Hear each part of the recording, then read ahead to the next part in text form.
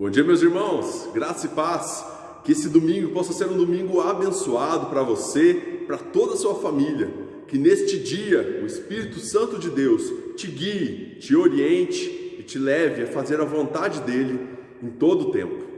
Que bom que nós estamos aqui reunidos mais uma vez para juntos estudarmos a palavra de Deus nesse tempo de escola dominical, esse tempo que foi preparado na eternidade pelo próprio Deus para ministrar aos nossos corações. Que nessa manhã você possa estar com a sua mente, com o seu coração voltados para ouvir aquilo que Deus tem para falar para você.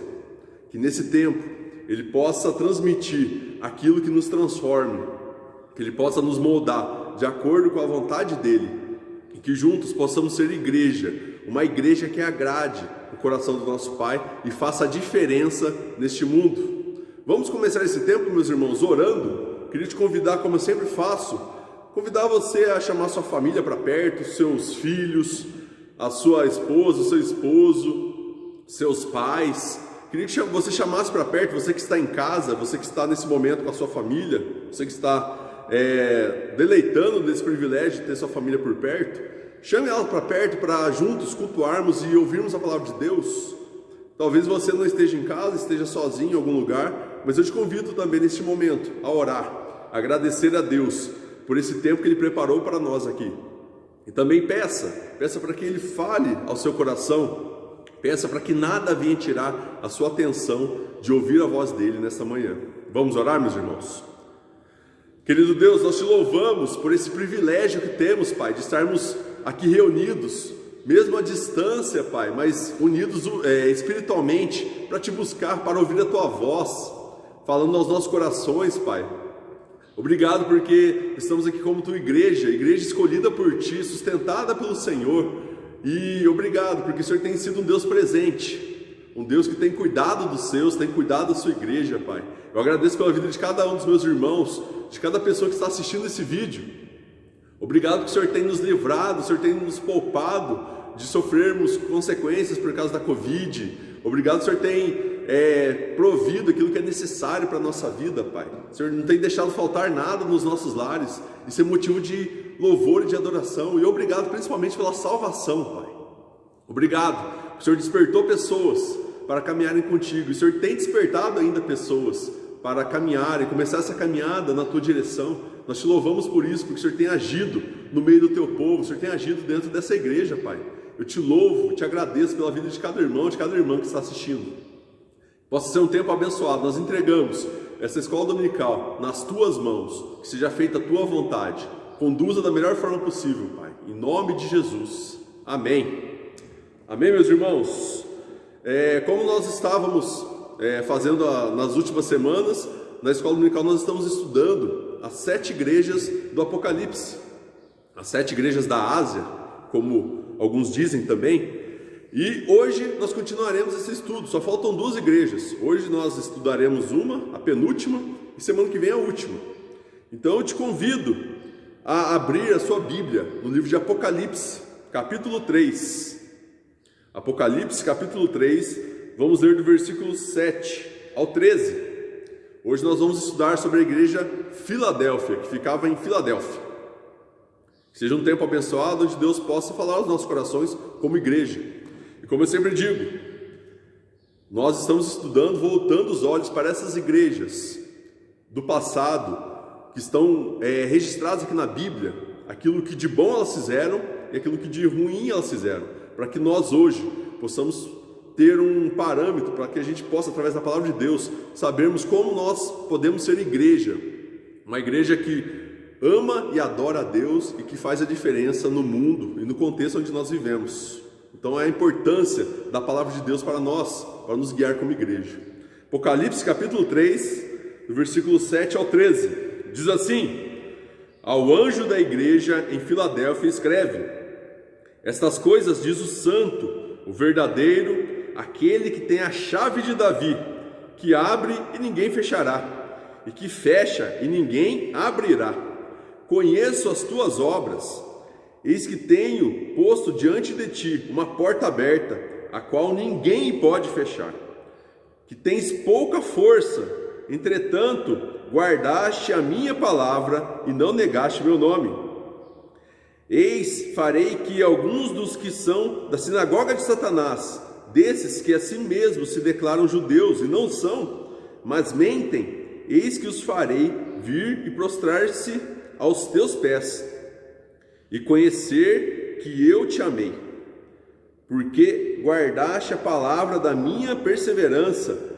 Também eu te guardarei na hora da provação que há de vir sobre o mundo inteiro, para experimentar os que habitam sobre a terra. Venho sem demora, conserva o que tens, para que ninguém tome a tua coroa. Ao vencedor falo-ei coluna no santuário do meu Deus, e daí jamais sairá. Gravarei também sobre ele o nome do meu Deus, o nome da cidade do meu Deus, a nova Jerusalém, que desce do céu, vinda da parte do meu Deus, e o meu novo nome. Quem tem ouvidos, ouça o que o Espírito diz às igrejas. Amém, meus irmãos. Aqui nós vemos Jesus escrevendo uma carta para a igreja agora em Filadélfia, a igreja de Filadélfia. O que a gente pode ver dessa igreja, olhando primeiramente para o texto, é que é uma igreja jovem, ou seja, uma igreja que tinha sido organizada talvez há pouco tempo, né? Uma igreja que não tinha tanto tempo ainda de caminhada, uma igreja jovem, porém uma igreja missionária. Por quê? Eles estavam inseridos no contexto da Filadélfia, daquela cidade que era porta para comércio da Ásia, ou seja, um lugar onde tinha muita movimentação de pessoas da cidade e também de estrangeiros. E aquela igreja estava inserida ali, no meio dessa cidade, no meio dessa movimentação de pessoas. Então era uma igreja que tinha uma possibilidade enorme de evangelizar, e ela o fazia, de levar o nome de Cristo adiante. Nós vemos também que é uma igreja que não recebe nenhuma repreensão de Jesus, meus irmãos. Não sei se você já percebeu na leitura que nós fizemos agora, mas algumas das outras, a maioria das outras que nós estudamos, tirando Esmirna, todas elas recebiam elogios, recebiam orientação, mas também repreensão da parte de Deus, ou seja, algo que eles precisavam mudar. Essa igreja, junto com Esmirna, é a única igreja, são as únicas igrejas que não recebem nenhuma repreensão de Jesus. Recebem orientação, elogios, mas não repreensão. Olha que maravilha, meus irmãos. Uma igreja que não recebe, não tem do que Jesus se queixar. Como que nós poderíamos ser assim também, meus irmãos?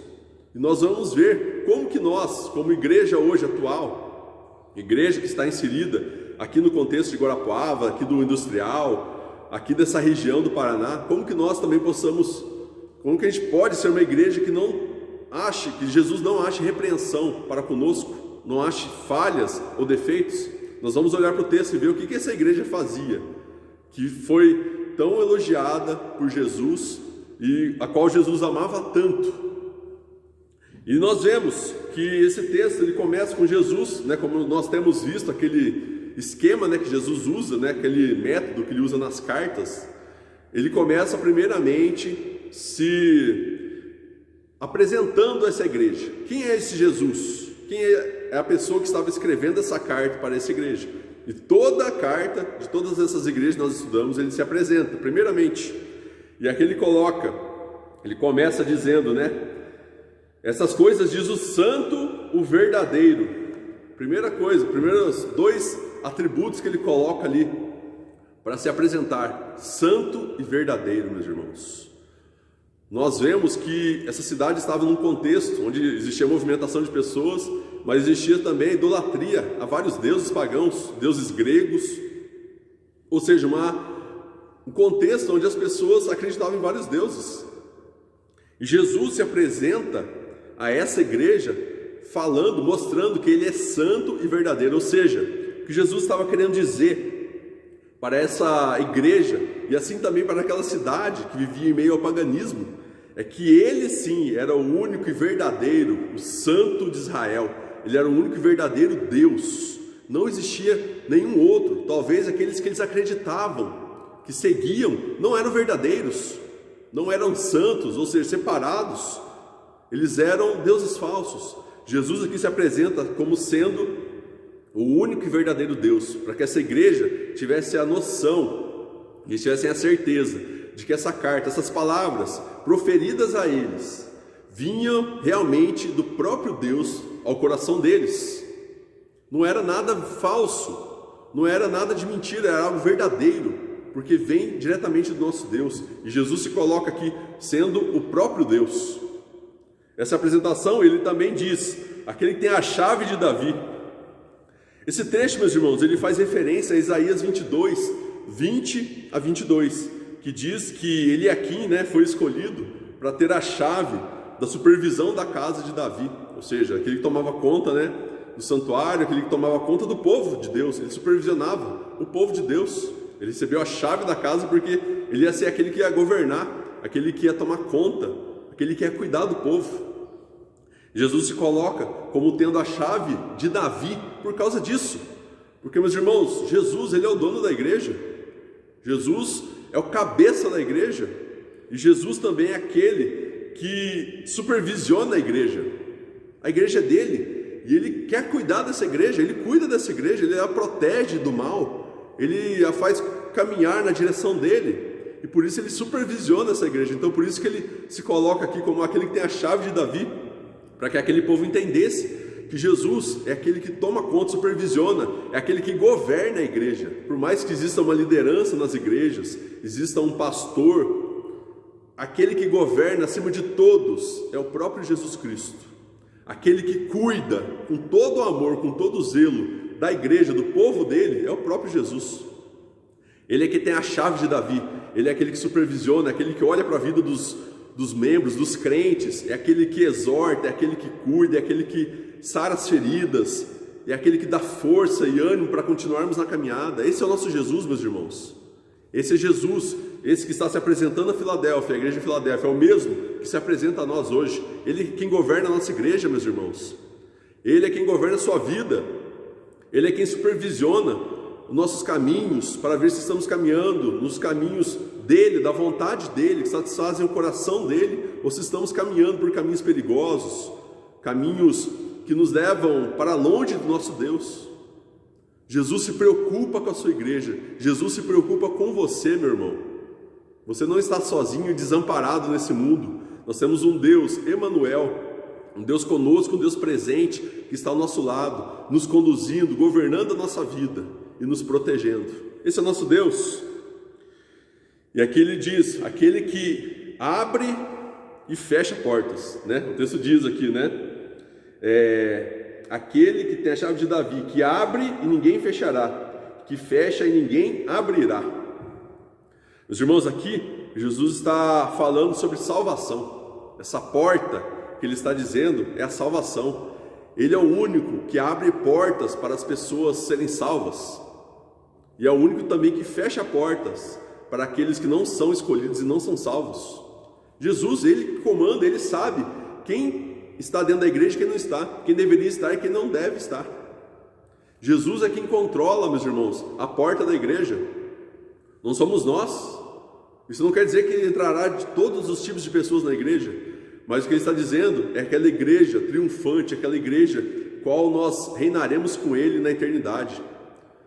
Essa igreja militante está se preparando para gozar daquela igreja, da vida da igreja triunfante que teremos ao lado de Jesus nos céus, meus irmãos.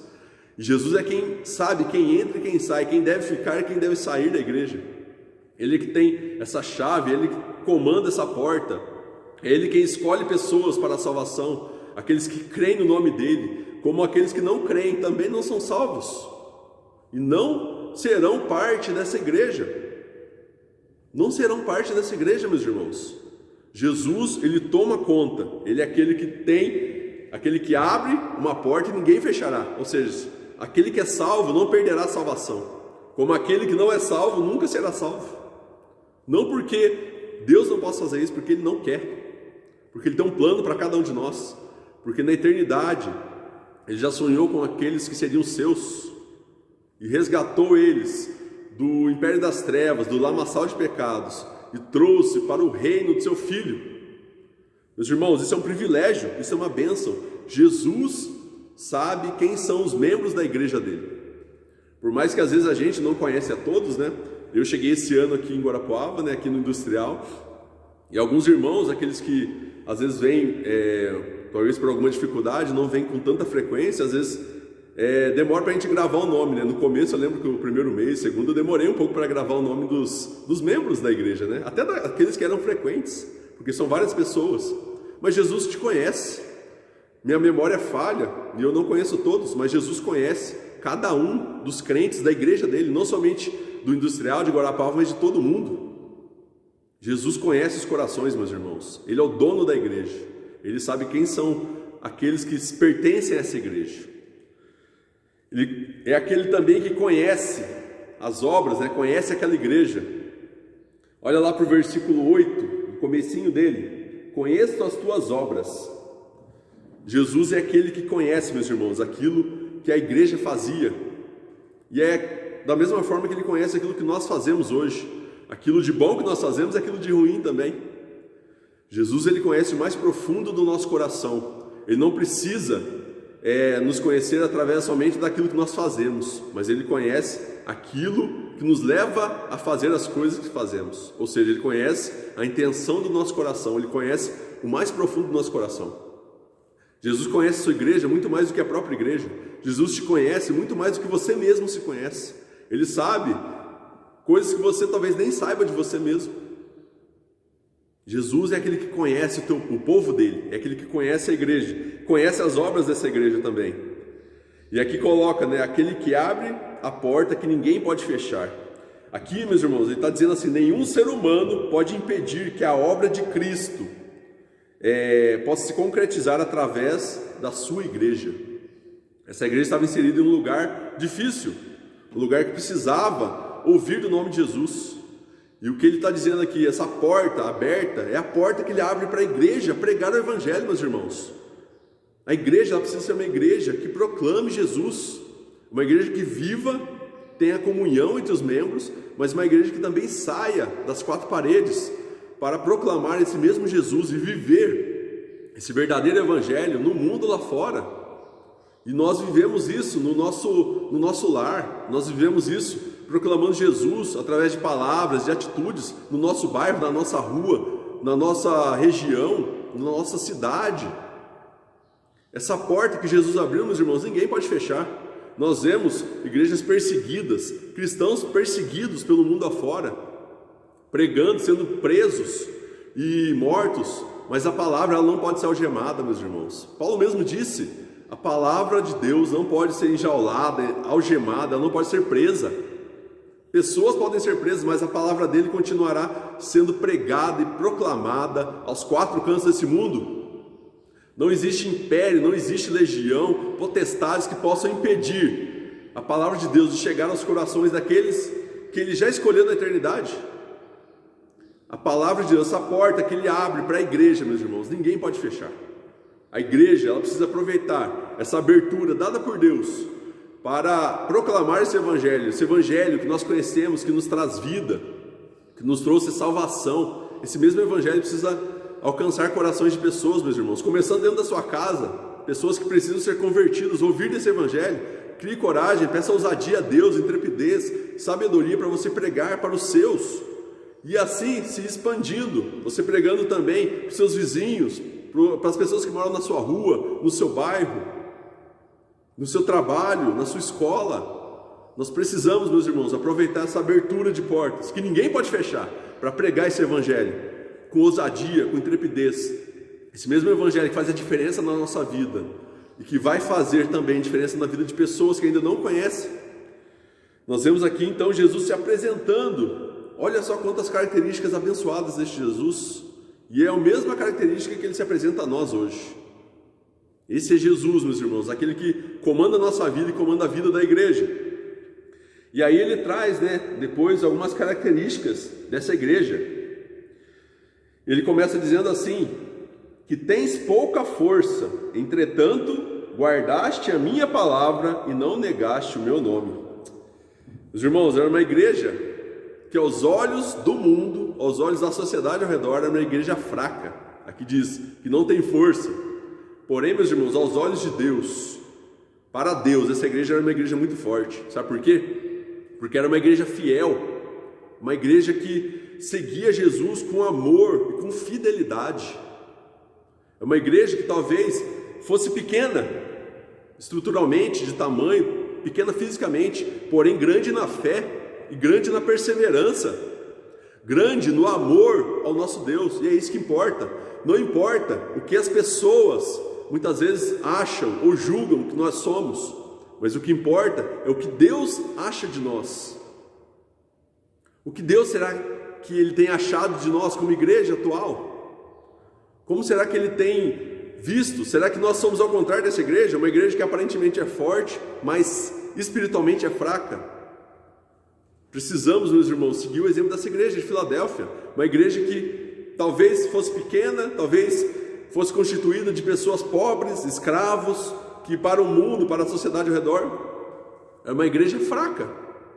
Não tinha um poder talvez na área política, na área econômica, na área social da cidade, porém, meus irmãos, era uma igreja que seguia Jesus com amor, com afinco, com vontade, e é isso que nós devemos fazer, meus irmãos. O mundo pode olhar para nós, e agora eu falo olhando para a congregação, aqui diretamente para você aqui do Industrial, ou você que faz parte de uma igreja bem pequena.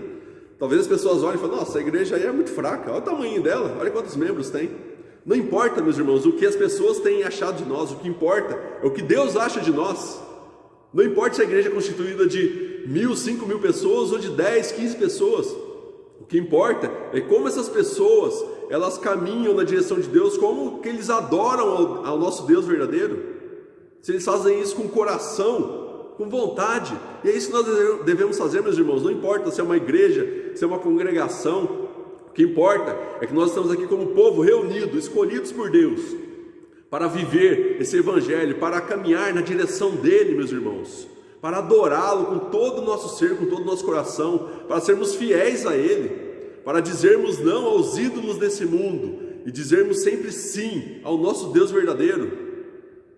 Que nós possamos, meus irmãos, sermos achados como igreja forte espiritualmente diante do nosso Deus. Que seja assim como foi com Filadélfia, que seja conosco, que não sejam as vozes das pessoas ao redor que nos enfraqueçam, mas que seja a voz do nosso Deus nos fortalecendo a cada dia, a continuar, a seguir em frente, a não abandonar a fé, a não abandonar essa carreira que nos está proposta.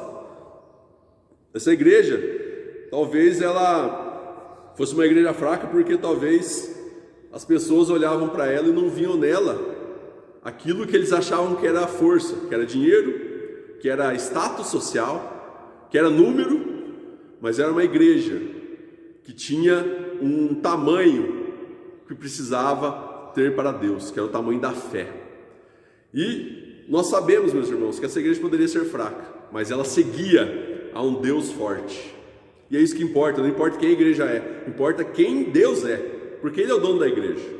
Não importa se nós somos aparentemente fracos para os outros, mas o que importa é que nós seguimos a um Deus forte, um Deus que está acima de todos os deuses, um Deus que está acima de todas as pessoas, de qualquer estrutura política, um Deus que está acima de tudo. Ele é onipotente, Ele é onipresente, é um Deus poderoso, e é esse Deus que é o dono da igreja. E nós vemos que a força da igreja não vem dos crentes, e também não vem das pessoas de fora, mas vem do próprio Deus. E nós vemos, Paulo mesmo já disse, que Deus escolhe as coisas fracas desse mundo para envergonhar as fortes, e é o que Deus estava fazendo com essa igreja. Ele estava escolhendo essa igreja, que aparentemente era fraca, para envergonhar aquele sistema forte que as pessoas achavam, porque Deus usa o pequeno para humilhar o grande, meus irmãos. É isso que Ele estava fazendo com essa igreja, é isso que Ele quer fazer conosco. Nós vemos também que essa igreja, ela guardava, o texto diz aqui que ela guardava os ensinamentos de Deus, ou seja, ela cuidava, meus irmãos, aquela igreja que não somente ouvia a palavra, mas era uma igreja que meditava, que colocava, que guardava, que decorava, que pensava, que refletia sobre a palavra. E principalmente, meus irmãos, eles viviam a palavra. Esse guardar tem a ver também com viver. E aí diz que eles honravam o nome de Deus, O texto diz aqui que tem pouca força. Entretanto, guardaste a minha palavra e não negaste o meu nome. Ou seja, eles honravam o nome de Deus porque eles não negavam o nome dele. Eles não se deixavam levar pelo julgamento externo, talvez até pela perseguição, mas eles continuavam firmes, honrando o nome do nosso Deus, porque eles guardavam a palavra e viviam essa palavra. E quando nós guardamos, nós vemos que a palavra realmente faz sentido para nós, e nós vivemos essa palavra, meus irmãos, não há nada que possa roubá-la de nós. Quando a palavra realmente ela é guardada no coração e vivida, nada pode tirá-la do nosso coração, da nossa vida. Que isso seja uma realidade no nosso meio, meus irmãos. Possamos não somente ouvir a palavra, como você tem ouvido agora, talvez você está ouvindo nesse momento, mas que essa palavra, não somente essa, todas as outras que temos ouvido, que vem da parte de Deus, possa achar morada no seu coração, que ela possa ficar gravada. Quando fala gravada, algo que é gravado em uma rocha, ela não se desfaz, nem com o tempo, nem com qualquer outra ação sobre ela. Que seja assim, que essa palavra possa ficar gravada no seu coração, que ela não se perca nunca, que ninguém nunca tire essa palavra do seu coração, e todas as outras que você tem ouvido da parte de Deus, nós possamos guardar e praticar essa palavra. Essa igreja não somente ouvia, ela praticava, ela vivia. Ela não somente dizia que amava a Deus, mas ela demonstrava isso em atitudes, em obras, meus irmãos. Eles realmente mostravam que eles eram salvos. Nós vemos, que diante disso, uma igreja que não tem repreensão da parte de Jesus, uma igreja que recebe elogios, aqui nós vemos as características dessa igreja, também recebe promessas vindas de Jesus. No versículo 9 nós podemos ver: eis que farei que alguns dos que são da sinagoga de Satanás, desses que a si mesmos se declaram judeus e não são, mas mentem, eis que os farei vir e prostrar-se aos teus pés e conhecer que eu te amei. Olha só, meus irmãos, Jesus aqui ama aquela igreja de Filadélfia, uma igreja que era odiada e perseguida pelos falsos judeus, chamados aqui por Jesus sinagoga de Satanás, pessoas que se nomeavam, se declaravam judeus, porém não eram falsas pessoas, que diziam que aquele povo não era salvo de verdade. Eles olhavam para aquela igreja e diziam que eles não eram salvos porque eles não eram descendentes de Abraão, porque eles viviam uma forma diferente da que eles viviam. Ou seja, era uma igreja que não se curvava, meus irmãos, ao judaísmo, não se curvava àquela religião, uma igreja que se curvava assim, se prostrava somente diante de Deus. E esses homens falsos judeus, eles pregavam e julgavam essa igreja, apontando o dedo, falando que ela não era salva. Porém, entretanto, que nós vemos que Jesus diz que os faria se prostrar diante dela, para que eles reconhecessem que essa igreja sim, era uma igreja salva, era uma igreja escolhida, e principalmente, era uma igreja amada por Ele. Nós vemos aqui que Filadélfia, então, meus irmãos, era uma igreja odiada por homens, porém amada por Deus. Não importa, meus irmãos, se aquilo que nós vivermos aqui na terra desagrade pessoas, desagrade a sociedade, porque quando a gente vive realmente o evangelho puro e simples, nós vamos desagradar muitas vezes muitas pessoas, vamos desagradar talvez pessoas até de dentro da igreja, desagradar talvez pessoas de fora da igreja, a sociedade, mas que possamos, através dessas atitudes, agradar sim o nosso Deus, que nós não busquemos agradar pessoas, mas que busquemos sim agradar a Deus, porque aqueles que são seus, aqueles que serão alcançados por Ele, eles, ao invés de se espantarem e repelirem esse modo de viver, ao contrário, eles vão ser atraídos a viver da mesma forma. Então nós não devemos nos preocupar com isso, meus irmãos, assim como essa igreja não se preocupava e continuava caminhando, continuava vivendo, fazendo as obras que eles já faziam, porque eles não se importavam com aquilo que aquele povo, aqueles falsos profetas estavam dizendo sobre ela. É uma igreja que seria honrada, que o texto diz que Jesus faria com que esses falsos profetas, esses falsos mestres, esses falsos judeus se prostrariam diante dela. Ou seja, aqui mostra que a igreja que é firme, fiel a Deus, ela será honrada. Ela será honrada, ou seja, as pessoas que as humilharam serão humilhadas, porque essa igreja que segue Jesus não pode ser abalada por nada, meus irmãos, porque é Ele que sustenta, é Ele que conduz essa igreja. Nós somos, meus irmãos, o povo de Deus, o rebanho de Deus, nós somos a menina dos olhos de Deus, meus irmãos. E quando a igreja ela é encontrada assim por Deus, como seu povo, nada vem afligi-la, porque ela tem a força que precisa, vinda do próprio Deus, para continuar na caminhada, continuar focada na direção dele. Nós vemos que continua a promessa, né, para essa igreja, para ela, por ter sido, né, por ela ter se mantido firme na fé e perseverante na caminhada, Jesus promete guardá-la em meio às provações que viriam, né? O texto diz aqui no versículo 10, olhe comigo: porque guardaste a palavra da minha perseverança, também eu te guardarei da hora da provação que há de vir sobre o mundo inteiro, para experimentar os que habitam sobre a terra. Ou seja, meus irmãos, esse povo já vivia uma provação, já vivia em dificuldades e ainda viriam mais pela frente. Só que Deus, Jesus aqui lhe promete: porque vocês foram firmes, continuaram firmes na fé e perseverantes na minha palavra, eu os guardarei de todas as aflições e de todas essas tribulações que estão por vir. Meus irmãos, a igreja que é fiel a Deus, que caminha firme no propósito de adorar ao nosso Deus, é uma igreja que será guardada diante das provações. Nós vemos isso nesse momento de pandemia. Nós vemos que Deus tem nos poupado, talvez mesmo sendo infiéis a Ele nos ama e tem nos poupado. Eu não tenho visto relato de nenhum crente aqui da cidade, aqui da nossa igreja, que pegou o Covid, por exemplo. Não quer dizer que se pegar a igreja está em pecado, nada disso. Mas nós vemos aqui, na verdade, o contrário: o cuidado de Deus, o zelo de Deus por cada um de nós. E eu vejo que aquele que persevera, aquela igreja que se mantém firme, o povo que se mantém firme, olhando firmemente para Jesus, eles conseguem passar pelas provações. Podem ser perseguições, até mesmo diante da morte. Jesus estará com eles, os dando força para eles continuarem firmes e não negarem a sua fé. Esse é o nosso Jesus, meus irmãos. Nosso Jesus que está conosco, que nos guarda, que nos protege e nos faz passar em meio às aflições, às provações do mundo, ilesos, intactos, porque nós somos protegidos por Ele, meus irmãos. E aí vem uma orientação, né? No versículo 11 ele diz: venho sem demora. Ou seja, Jesus, meus irmãos, estava dizendo aqui que Ele não demoraria para voltar. Ele voltaria para buscar a sua igreja, e sem demora. Isso foi falado há milhares de anos atrás, e estamos vivendo isso hoje. Nós vemos que os sinais de que Jesus está voltando estão diante de nós, e a volta dele está próxima.